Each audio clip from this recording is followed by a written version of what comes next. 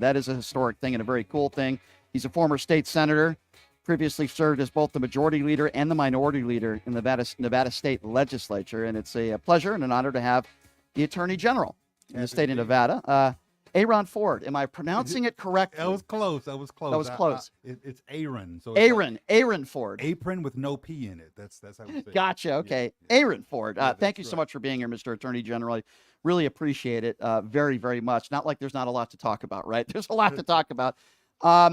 This is a question I always wanted to ask you, sadly, because it got me so upset. And I remember when you were running for office, your opponent, we don't have to talk a lot about her, but I want one question, Sigal Chattah, who said, this guy should be hanging from an effing crane. He's like the leader of Hamas, making tons of money while the people in Gaza are starving. She ran as a Republican, and I was so ticked off when I heard that. As a black man living in America, when you hear your opponent say, hanging from a crane, what went through your mind when you first heard that? Well, you're right. We won't talk a lot about her. I mean, the truth of the matter is she was wholly unqualified to be a candidate, let alone the attorney general.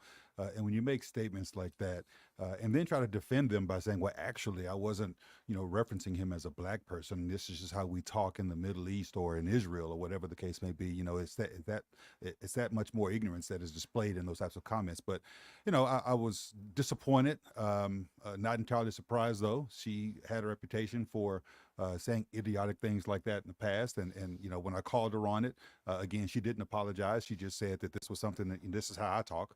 And I reminded her, albeit via an interview, that when you talk about, black men from the South in particular, talking about hanging them from anything is reminiscent of lynching, and it was entirely inappropriate. Yeah, and I voted for you, and I'm very glad that you won. We would have been in a lot of trouble if she won. So I'm glad you're here, and I'm glad you won. And I'm glad people in the great state of Nevada spoke, and you won handily. Well, not exactly handily. Not only did we win and win handily, we won by more than any other person running statewide at the time, which I think is indicative of the work that we've done in my office, but also of the fact that, she who was running against me was recognized by the people of our state as wholly unqualified. Yeah, absolutely. And if there's anybody overqualified, it would be you with your experience and your education.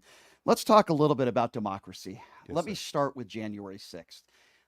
What went through your mind, Mr. Ford, on that day when we saw the chance of hang Mike Pence, when they stormed the Capitol and people died that day? Did you ever think in your lifetime that you would see something like that happen? And how much, if any, responsibility do you put on former President Donald Trump for what took place that day? Well, listen, I watched with utter dismay what was happening on television, and I just couldn't believe it, frankly. People had, our sources indicated that we would see, protests and maybe even, amplify protests during that time period. But what we saw that day was utterly unbelievable. I think that the fault lies in many places, not the least of which at the top of the ticket, especially when the former president had the ability to instruct people to stop doing what they were doing. But it began long before that. Even when people in our own state feeding this false narrative that the election was stolen.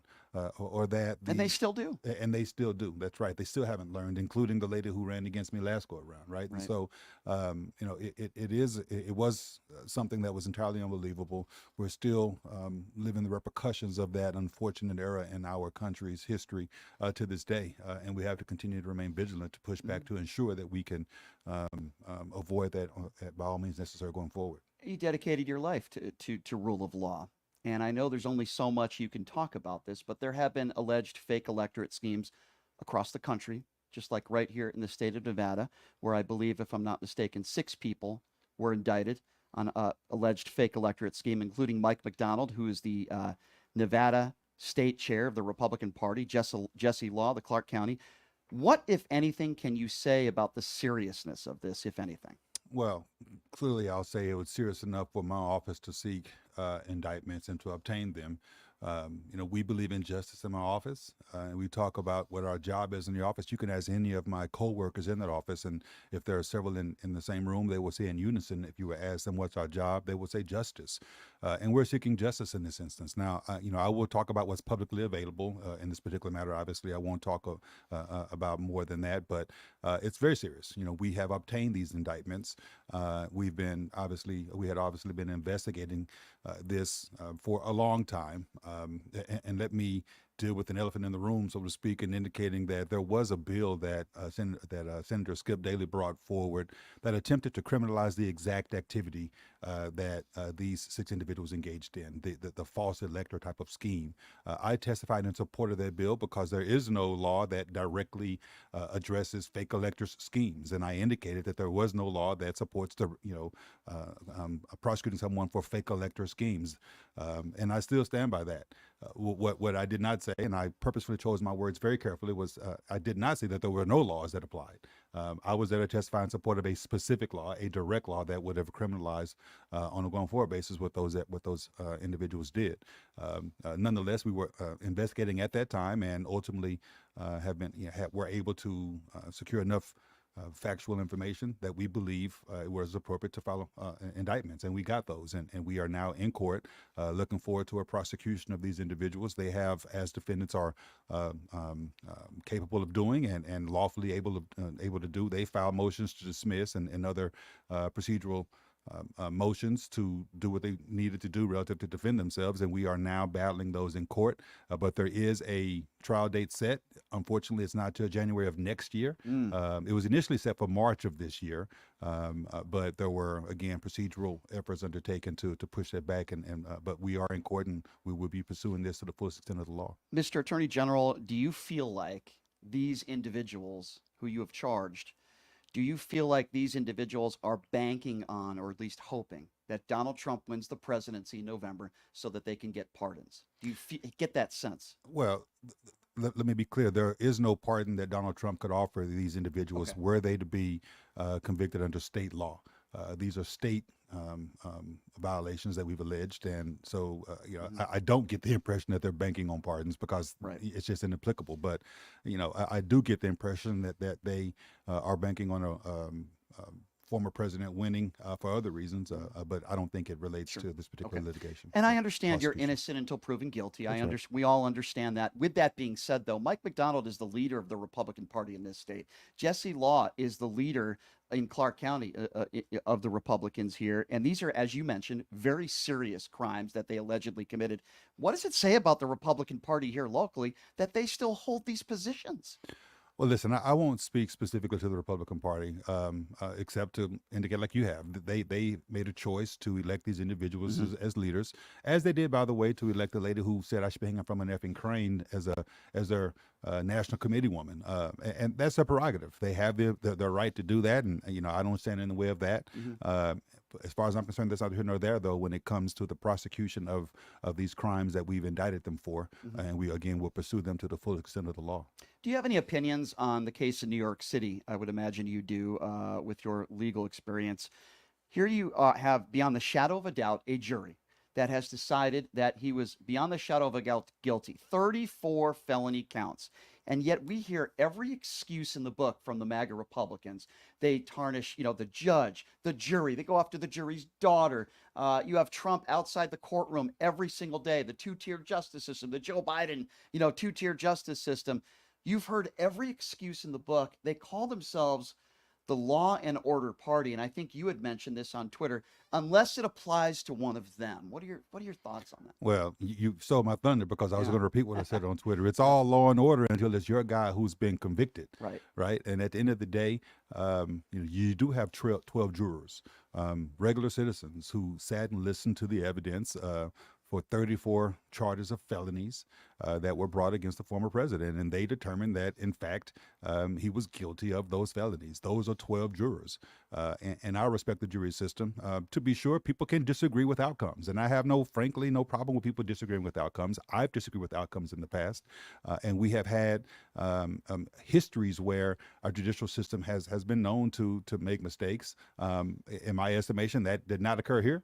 We had a jury of 12 individuals who looked at the evidence, and most folks who are reasonable and objective can look at that and ascertain that yes, indeed, this man paid hush money for the purpose of advancing his political campaign, and that was, in essence, what he was found, liable for relative to the charges that were brought in under state law in New York.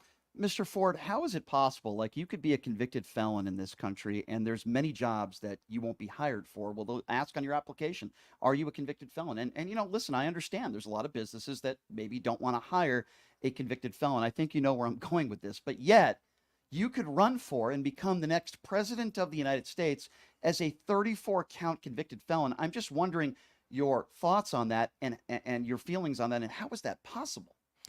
Well, look, you're not going to like my answer. I'm not going to speak directly to that. I'm not going to respond directly to that question. What I will say is, as a general matter, criminal justice reform advocates like myself have always talked about the importance of a criminal justice system that is fair and that allows people, once they have served their time, and that's a key component to in response to your question. Once they have served their time, they be able to be reintegrated back into society. So, once Mr. Trump is sentenced, I believe it's July the 11th or so, Right before the Republican National Convention. we'll see what that sentence is, and my position will be consistent that once time is served, you should be able to be reintegrated back into society, and it's up to our fellow residents and our fellow citizens to determine how they want to interact with individuals, whether they want to have them elected into positions of power. But I am consistent when I say, you shouldn't be barred from, pursuing a living as a general matter. But again, I will Sure. leave it to those who have to elect individuals to determine Understood. if they want to be led by them. Understood. Going back to January 6th, do you believe Donald Trump incited that day of what took place that day? Obviously, you can't yell fire in a crowded theater. And as I say to a lot of Republicans who defend him, does January 6th happen if Donald Trump isn't saying the election was stolen every single day leading up to January 6th? So, if you're asking me, I would say, yeah, I think he bears some responsibility. Of course, the people who went in there and committed those heinous acts, of course. But do you think incitement should have been on the table in this Jack Smith case? Well, again, I'm not going to speak specifically to the Jack Smith case. I will say that I think Mr. Trump has some responsibility, no question, has responsibility for what we saw happen on January 6th. I think there are a lot of people, including those who are my counterparts in the Republican Party on the Attorney General side. The Republican Attorney General Association was found to have paid for robocalls to encourage people to come Right. to the Capitol during that time Right. period.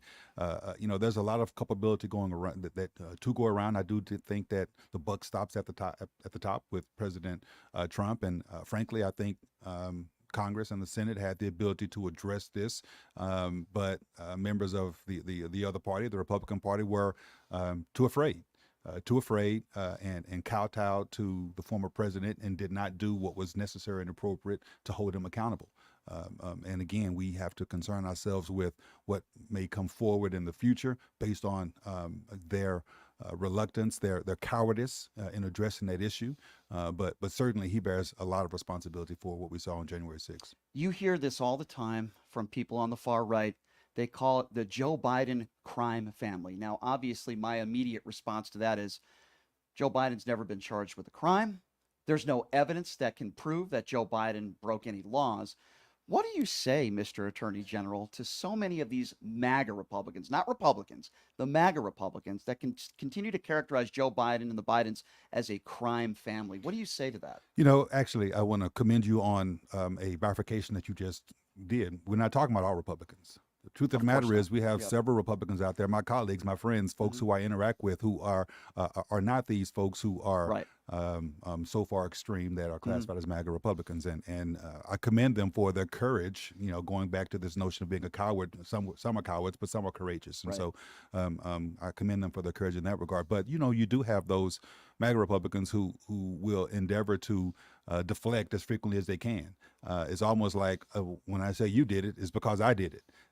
Even though you didn't do it, I'm gonna say you did it, and the truth is, I know I did it. And what happened? What we have here is a 34 felon a person who's been convicted of 34 felonies, Hmm. who has in fact engaged in a crime, in several crimes, and has been convicted of those. And I, I know what the MAGAs are doing. They're deflecting, and I disregard them in their statements, and I encourage others to as well. What did you make of Merrick Garland and the charades on Capitol Hill? I thought Garland did a very good job. What do you make of the attacks on him in D.C. yesterday? Did you watch that, and what do you make of it? Yeah, I commend Merrick Garland as well, and I'm glad he stood up. And we all should. We should all stand up and push back against this nonsense. Folks who lie, folks who have a bully pulpit and they use it to spread misinformation and disinformation. You should stand up against that and tell the truth about it. And so.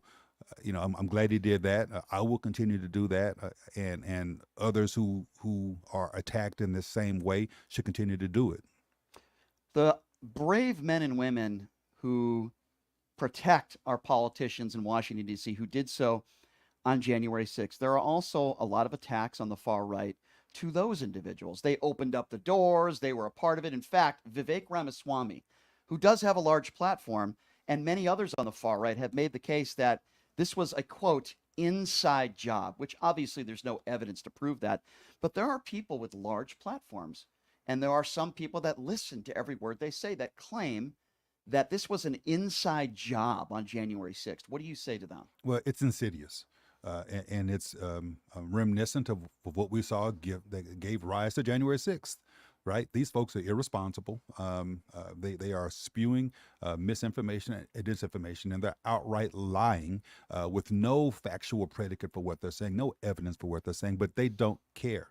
They are so hungry for power and so desirous of aligning themselves with who will be the Republican nominee for president that they will say whatever they want, whatever they can say to rile up folks and throw red meat. And that's it's insidious, it's problematic, and it's entirely irresponsible. We hear this word, Mr. Attorney General, all the time: politically motivated, politically motivated. We could be talking about the Hunter Biden trial. We could be talking about the 4 indictments, now 3 indictments now left with Donald Trump. Do you believe any of that when people say political motivation? It could be Bragg, it could be Letitia James, it could be any of these people. What do you say to those people that think there's a lot of political motivation and some use the term witch hunt? Yeah, I mean, again, it's an effort to deflect. It's an effort to deny the actuality. Again, it's all law and order until it's your guy who's being indicted, until it's your guy who's been investigated, until it's your guy who's ultimately been convicted. And so, it's what they do to deflect, and it's again the effort at misinforming the public, and it's going to lead to further problems in the future. I'm certain of it. Let's talk a little bit about the Supreme Court. What do you make of Justice Alito outside of his home having a flag upside down and then blaming his wife? Do you believe somebody like that should be taken off, for lack of a better term, of the position that he holds because of that? And what are your thoughts on this story? Well, listen, it seems to me that the prudent thing to do would have been for him to voluntarily recuse himself from consideration of cases based on Right. what public perception is of what has occurred there. I won't get into the validity of his response as to why the flag was as it was, and that's not here nor there. The public perception is what's important in this regard, and there are many in the public that do believe he would be biased, as would another individual in that court, as he has to entertain these types of issues. And so beyond that, I won't say much more. But I do think it would have been prudent for him to recuse himself in view of the public perception of that particular occurrence. Agree with you 100%. What do you make now of Donald Trump asking for the Supreme Court's help before his sentencing in this hush money case? Yeah, I mean, I think it goes back to what I've said earlier. It's him attempting to, absolve himself of criminal activity. It's him in this instance trying to use the system and utilize his bully pulpit to spread information and misinformation about what has occurred. Blaming the judge, blaming the judge's clerk, blaming the judge's family, blaming the jurors, whatever the case. Instead of accepting blame for himself. And again, I think that we need to be responsible in responding to that, and we need to be responsible by by putting out true information about what really happened. And this is an instance of 12 jurors who have heard evidence and have come down and decided that 34 felonies were appropriately applied to this former president. Mr. Attorney General, there are a lot of people in this country, I for one, that's worried about violence, worried about the rhetoric that's being spewed around, whether it be on the DOJ or Democrats, whatever the case may be. And there are people that are worried that we could see another January 6th, that we could see violence throughout this country if maybe in November some people don't get the result that they want. What are your thoughts on that? And do you think people have a point where, they should be worried? What are your thoughts on this and what's going to transpire here over the next 5, 6 months? Well, look, I think it's absolutely appropriate for folks to be worried about it. We'd be negligent if we weren't reading the tea leaves in this regard. It's not as though Mr. Trump has changed his approach. He continues to stoke fear and violence and to put out subliminal messages, so to speak, or veiled messages to individuals, even when it relates to, for example, a sentencing that he's going to undertake on July the 11th. That people won't stand for him being in prisons. Yeah, that's a veiled call to action that I think we saw, for example, during the debate when he was telling people to go to the polls and watch very carefully. Let's not be naive. He knows what he's doing, and he has colleagues and friends, both in our own state and nationally, who will buttress his contentions there and try to stoke this violence. So we need to prepare ourselves, and we are preparing ourselves, both from a litigation perspective, but also from a law enforcement perspective.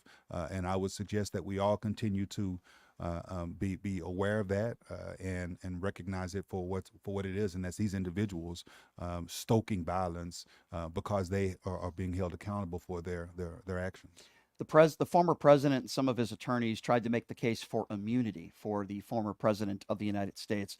I thought it was a completely absurd and ridiculous argument, but you've been doing this for a long time. What do you make of their argument of possible immunity for a former president? Well, in the way that he's trying to use it, I would have used your phraseology. It's absurd. I mean, to be sure, there are instances where presidential immunity is appropriate. I mean, and we know that. The Supreme Court hopefully is going to come out with the right decision on this.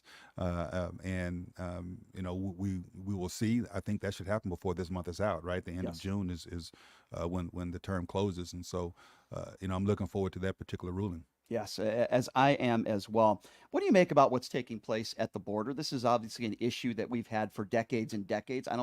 My opinion's always been it's not a left problem or a right problem. It's an American problem. And do you see it as a crisis? I guess that's my first question. And then my second question is, what needs to be done in order to move forward and to fix the problem? Well, the latter part first, I will answer by saying that I'm going to leave that to Congress and to the feds who are supposed to be addressing that issue. I don't have the ability to address it myself outside of encouraging individuals to address what you said in the first instance. The question was, is there an issue? Absolutely, there's an issue. Anyone who's being objective can talk about the fact that we have a crisis at the border, and we should be looking to fix that. And it's unfortunate that there was a bipartisan deal that President Biden was going to be willing to sign. Correct. That would have addressed a portion of the issues here, right? But you have a guy who's running for president now who did not want that to be consummated. And for that reason, Republicans, as cowards, again, backed out of that deal and left President Biden to his own devices, which is to issue this executive order, which I won't comment on one way or the other, except to say that again, it is responsive to a very real problem and crisis at the border. And anyone who's being objective, in my mind, can recognize that and can acknowledge it, while at the same time understanding that any solution needs to be humane and it needs to be dynamic, because it's a dynamic problem that resolves a dynamic solution. The stuff, Mr. Attorney General, that I have to speak to when MAGA callers will call into this show because they want to blame Joe Biden for the war in the Ukraine. They want to blame Joe Biden for the issues in the Middle East, Hamas, Israel, the Palestinian issues there. They want to blame Joe Biden for basically everything. And then you have Donald Trump who's saying, I could pick up the phone and call Vladimir Putin and end the war in one day. Hamas would have never done this if I was president. You've heard the rhetoric from the right and the rhetoric from Donald Trump. What do you make of that? Listen, I remember when I was in the state Senate, I've been both majority leader and minority leader. And my counterpart at the time, we used to go at it. It was, Mike Robeson, I mentioned his name. We're good friends now, and I like him a lot. But we used to go at it. And he and I both recognize that it's easier to be in the minority. Because all you really got to do is throw stones. You don't have to solve the problem. Right.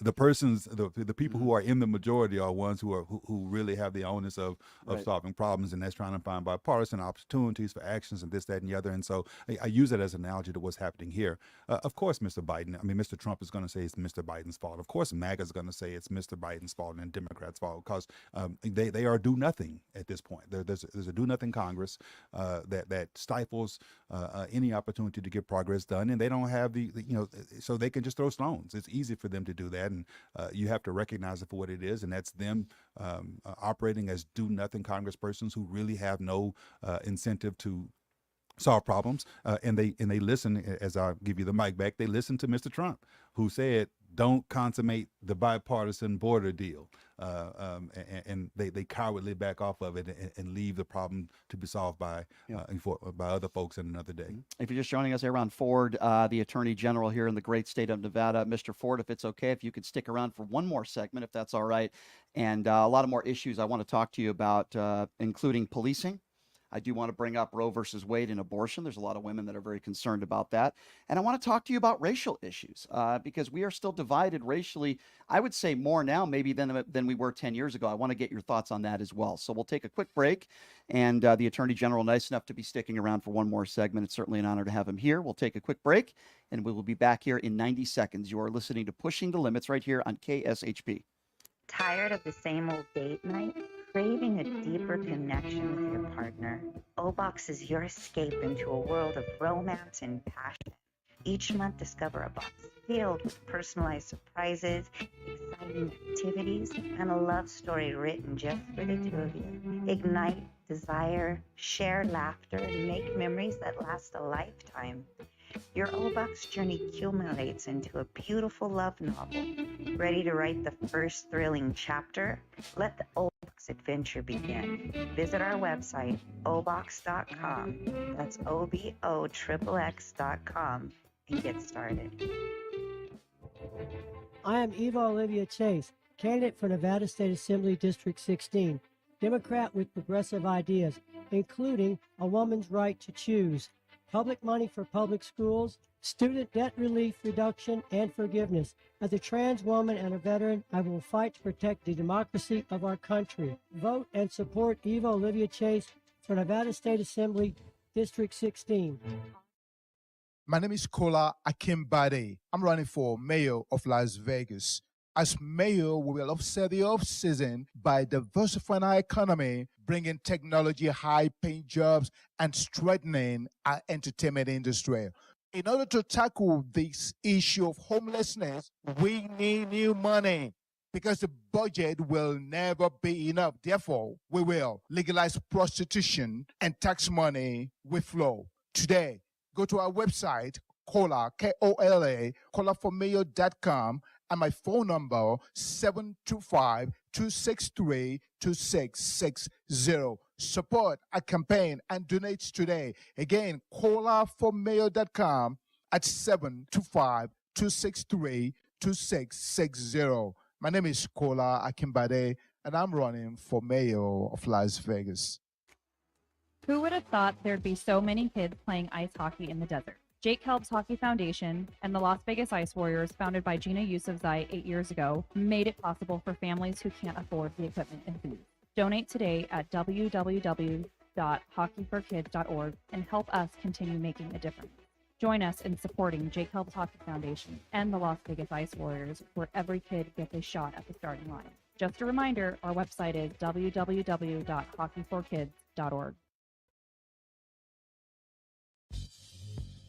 Hey everybody, are you struggling to find a pizza place that reminds you of Brooklyn?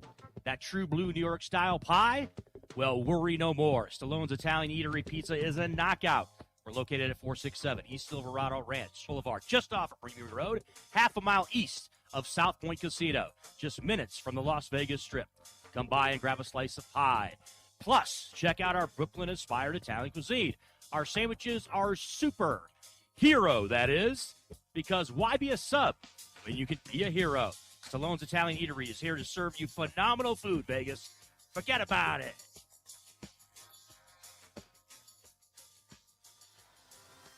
Did you know that 99% of air conditioning issues start with airflow issues? Well, guess what? Pioneer Air has your back. They've been operating for 20 years in the industry within the Las Vegas area, large enough to handle all your air conditioning and heating needs, but small enough to know your first name. Pioneer Air focuses on preventative care, much like wellness checks for humans. They believe in wellness checks for air conditioning and heating systems to extend the life of the system you own. So what are you waiting for? Schedule your wellness check with Pioneer Air today. The number to call is 702-831-4840. Here's the best news. Mention this ad and you'll receive 10% off. Call Pioneer Air today. 702-831-4840. That number again, 702-831-4840.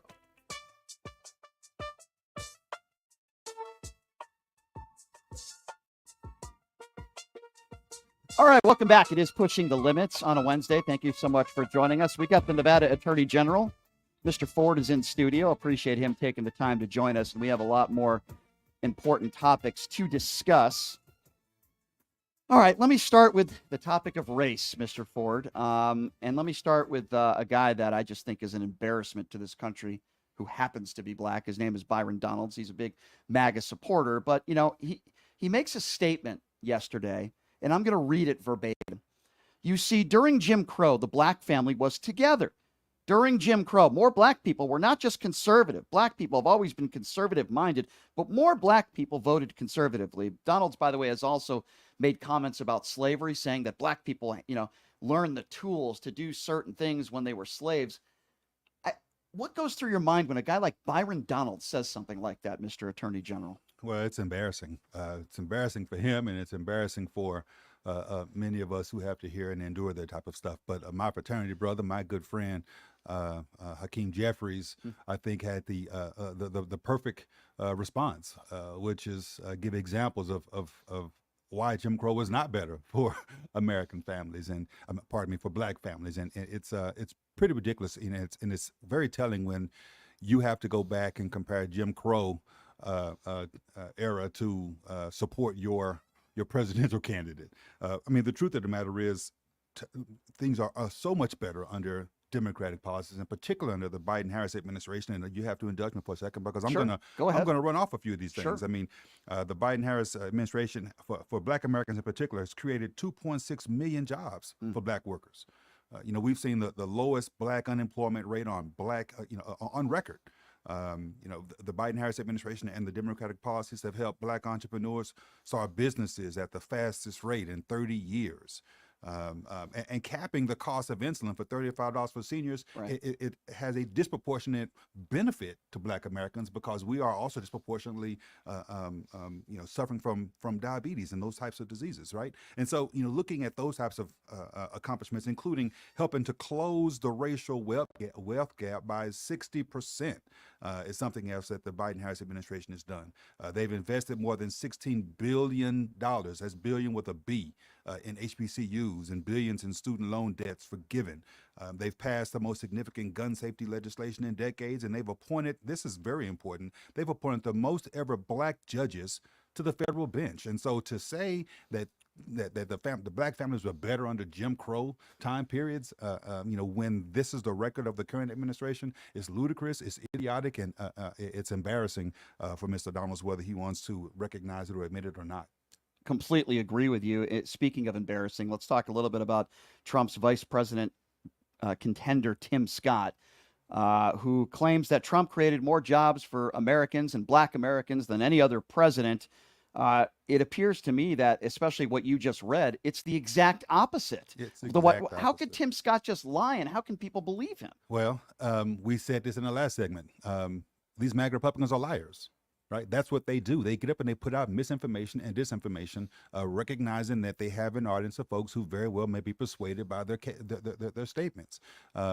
Tim Scott is lying about the records, and he has no shame in doing it. It's another embarrassing episode of an individual who is, kissing up to the Republican nominee for president, or he who will be the Republican nominee for president, because he wants favor in that regard. And so shame on him.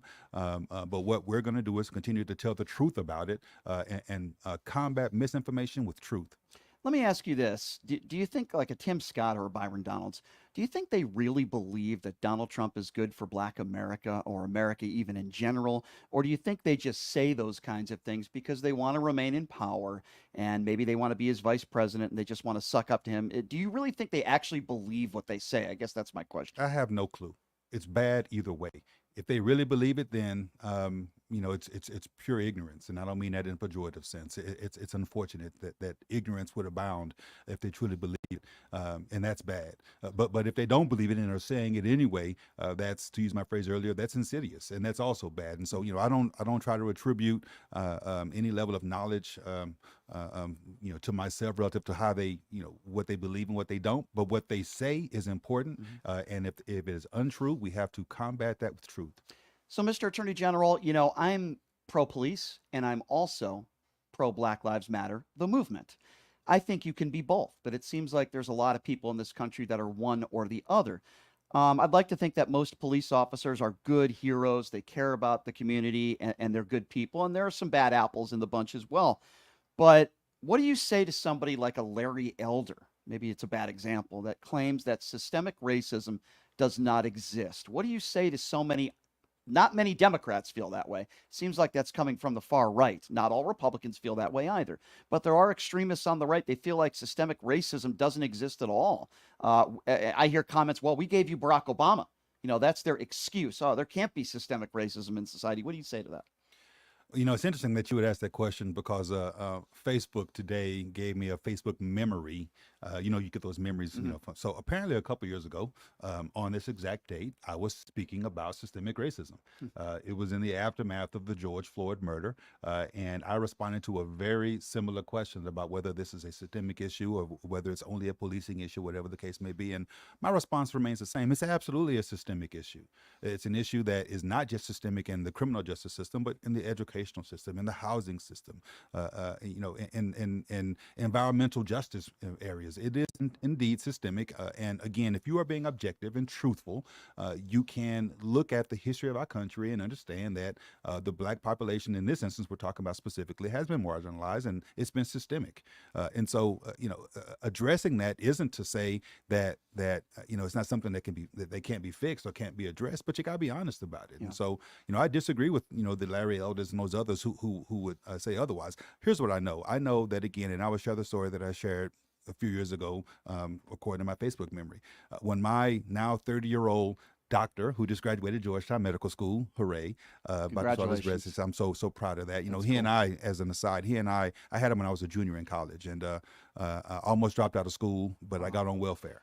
Got on welfare. I got on Section 8 housing. Got on Section 8. I got on food stamps. I got on Medicaid, and now we have a hashtag from Medicaid to medical doctor. I love that. And so cool. This is an example of back to Byron Donald's comments. This is an example of welfare helping a Black family, not just me individually, because it helped me to graduate undergrad. I ended up getting 5 degrees. And it didn't just help me and my generation, it's helped my next generation, because now my son is a doctor, and it's because I was able to rely upon a welfare system that enabled me to move beyond my current circumstance into a better circumstance. I sit here as Attorney General right now, having benefited from the welfare system, and my son is a doctor now, with his father having benefited from the welfare system. And I say that again just because I want to go back to what Donald is saying about how Democratic policies have been have undermined Black families. That's nonsense, and I'm living proof of it. But back to your original question, when my 30-year-old was 5 as a kindergartner, he went to sit down with a handful of white kids at his daycare center, and they told him he couldn't sit with them. And he said, why? They said, because you're Black and we don't sit with Black people. And what I said was, those 5-year-olds had no concept of race, to be sure. They obviously had learned that at home or at elsewhere. And that's part of the problem that we have to address, recognizing that people are still, dealing with race. And for us to ignore it is to ignore the actuality and the lived experiences of so many folks, and the systems that exist to this day. Some of them have been built on discrimination, and what we have to continue to do is to try to dismantle that through policies that try to equalize the playing field. And so when I see efforts, and you didn't ask me this question, but when I see efforts to undermine, or rather, let me say it this way: when I see efforts that are anti-diversity, that are anti-equity, and that are anti-inclusion, I'm dismayed, but I'm also motivated to continue to fight because I recognize that we have to try to address and redress historic discrimination that is abounded in our country. And you're, one of the most important people to ask this kind of question too, not just because you're a black man living in America, but because what you went through, being on food stamps. Look at where you are now as the Absolutely. Attorney General That's of the right. state of Nevada, and what your son is. Congratulations on your son being Thank a you. doctor at the age of 30. I just think that's so incredible, and that you can make it in this country, but it's not easy. But you need help. You need, whether it be when you're struggling from the government, you need help. And it appears to me that when you talk about governmental programs that could help people that are poor or people that look like you, whatever the case may be, it seems to be the Republicans that don't want to pass these bills. For the most part, it seems like the Democrat Party, whether it be maternity leave, whether it be food stamps, governmental assistance in any way, shape, or form, there's always going to be a small percentage of people that are going to try to exploit the system. We don't want that to happen. Right. But the overwhelming majority of people like you who desperately needed the help, and look at where you're at now. So that's so important. That's why I want to vote and continue to vote for people like you who know what it's like to struggle. Not somebody that was given a $500 million company from their dad. People who know what it's like to live paycheck to paycheck. I know I'm going on a little tangent here, but I love that story, and I love what you've made of yourself and your wonderful family. Let's talk a little bit about abortion. This is another hot topic, but for most people in America, Republican or Democrat, it's the number 2 topic on their mind. The number 1 is the economy. Number 2, abortion. We were told by these Supreme Court justices like the Kavanaughs and the Barretts, oh no, we respect the rule of law, Roe versus Wade. Trump gets these guys in there and women as Supreme Court justices. Did you think in our lifetime that Roe versus Wade would be overturned? I guess that's my first question, because I didn't. So no, the short answer is no. I wouldn't have thought that in my lifetime Roe versus Wade would have been overturned. I thought that those being appointed to the Supreme Court were true to their word when they said they respected precedent, especially in the situation where there has never been a circumstance where, in the history up until this moment, in the history of our country, where a constitutional right has been removed from the people, right? A constitutional right that has existed for 50 years has now been removed from people. And so, no, I did not think it would. But let me be clear. I understood that it was certainly under attack, and that the far right, and sometimes even not even the not so far right, they had a problem with Roe v. Wade, and they were doing all that they could to nip at it, to undermine it, to get it reversed. And so, I wanted us to stay vigilant. I wanted people to understand the importance of the last election, because the Supreme Court was on the ballot, and they would, in fact, be making the decisions around these issues. Here's a problem. Complacency. Complacency is the enemy of progress. And if we get complacent, as we did, as many of us did, and I'm certain that the many people who I'm talking to on your radio were not those that were complacent, but many people got complacent and did not vote in the 2016 election, or they voted for the wrong individual, right? And at the end of the day, we are where we are because of that false sense of security that we got lulled into because of a constitutional right that was decided 50 years ago. And now our daughters have a lesser amount of rights than their mothers and sometimes than their grandmothers, and that's a problem. Yeah, absolutely. And there's a lot of women that are very worried. So we'll have to wait and see how this all plays out. What did you make of on all these college campuses across the country? These I don't like to call them pro-Palestinian rallies. I call them, in many cases, anti-Jewish rallies. And by the way, I'm not saying everybody that was there is anti-Semitic. I'm sure there are people that were there that are very concerned about innocent lives being lost in Gaza. Maybe they've lost family members. I feel for them. But a lot of anti-Semitism on a lot of these college campuses across the country. When you chant out death to America, death to Israel, I understand we have something called freedom of speech, but is that a crime if it's on private property? Well, let me not try to opine on whether it's an actual crime. What I will say is a general matter. To be sure, the First Amendment does protect, speech, and Right. I think that the issue in Israel is a complicated one. I think the issue in Palestine is a complicated one. I think that the issue in Middle East is a complicated one. And the more people learn about the history and the current circumstances, the better. I'm not going to opine one way or the other on the protests, except to say that we need to not ignore them. We need to understand that there is a divide in this country right now. We need to look for opportunities to bridge that divide. And that's not going to come from screaming from our corners. It's just not, right? We're going to have to sit at a table together and figure out a way forward that can be conducive to, bridging that gap. And I'm hopeful that at some point that's going to happen. Understood. A couple more quick questions for you, Mr. Ford. Appreciate your time. Let's talk a little bit about drunk driving. I know that you guys have put the clamps on getting people, making sure they don't get back on the road and making the same mistake twice, and I commend you for that. With that being said, and I'm going to try to not be specific here with the name of a person, but I personally have a problem with somebody going 150 miles an hour drunk, killing an innocent person, and only spending a couple years in jail. And some people would say if you have money and you're famous and you get the best attorneys, you get that. And I've heard of other people that gotten 10, 15 years in jail without killing anybody.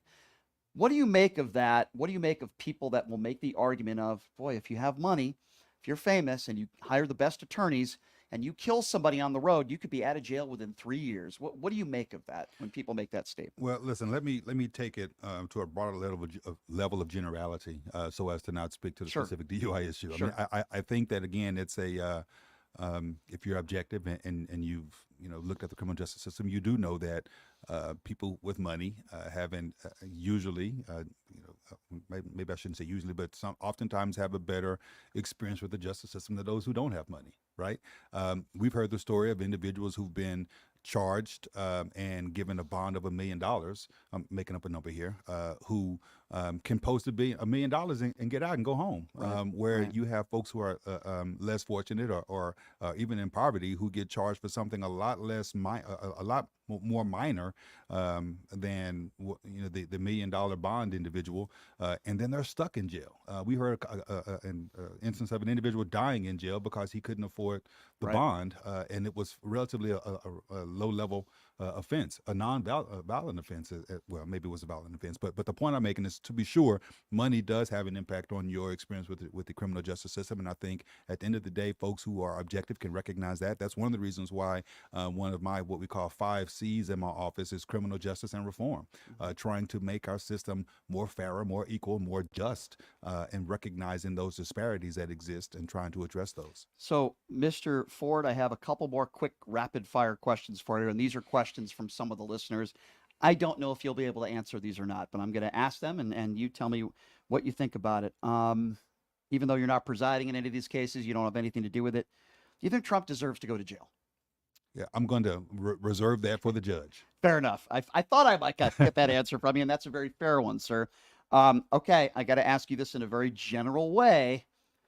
If somebody is proven guilty in a court of law by a jury that they were part or a mastermind behind a fake electorate scheme, in general terms, would you say that that person deserves some jail time? I hope I'm phrasing that correctly. I understand your question, and I will say that it's entirely dependent upon states and their laws and the way that you can utilize those laws to bring people to justice. And so that's the best answer I can provide in that regard. Fair enough.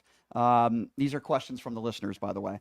When Donald Trump described the people that were arrested and some of them still in jail from January 6th as hostages and patriots, what would you say to that? Well, clearly I disagree with that. And I think at the end of the day, those individuals, to the extent they have violated our criminal statutes, need to be held criminally liable. Mm-hmm. Okay, here's a good one. I don't know if you'll be able to answer this one. If you were alone in a room with Donald Trump and you had an opportunity to have a private conversation with him, I guess this isn't a private one. I know it's a hypothetical. What, if anything, would you say to him? I'm curious. As a man of the law, what you do for a living as the Attorney General, would you say anything to him? And if you did, what would you say to the former president? That's a great question. And frankly, I have never thought about that. But I guess what I would highlight to him is the general sense of trepidation that many in this country have based on comments he makes and policies that he enacts, that undermine the existence of people here and their right to exist, the existential threat that many of us think he brings to Black Americans, for example, in the way that he interacts with us, or his actions at the border, taking kids from their parents, right? Though I would express to him the concerns that I've heard about and that I personally experience when he from on high makes comments that put us in danger. Donald Trump is coming to Las Vegas on Sunday. I know you won't be there. I don't blame you. What do you make of that? Him holding a rally here Sunday at Sunset Station. And what do you make of the fact that there are still, it's not the majority, but there are still a lot of Americans that will still support and vote for a 34 count convicted felon? Look, I don't have much to say about that. Mr. Trump is welcome in Nevada to come and try to make his case, and I don't have anything contrary to say in that regard. As for me and my house, however, we would not vote for an individual who's been convicted of 34 felonies, and I'll leave it there. Final thing that I want to say, and I think this is really important. I think you and your staff are doing a phenomenal job. I'm glad that you're here. I'm glad that you're our Attorney General. Thank God that you're our Attorney General compared to who your opponent was. But, I don't think people realize, Mr. Ford, how difficult your job is, how high stress level your job is, and how much you take your job as seriously as you should, as you do. Can you explain to people, I guess this is my last question for you, how difficult your job is and what it is that you have to do every single day that affects so many lives as an Attorney General of any state? Yeah, listen, give me an indulgence for a couple of minutes. Sure, of course. I will say this. It is a difficult job, but it's a very rewarding job. I love this job because I get to sit in a position and make decisions that I know are based on justice. And I sleep perfectly fine at night, every single night, because I know that the decisions that we make are asking, what does justice require here? Right? I'm impervious to the political pressure that comes from folks to do X, Y, and Z based on a political preference or whatever. I could care less about that.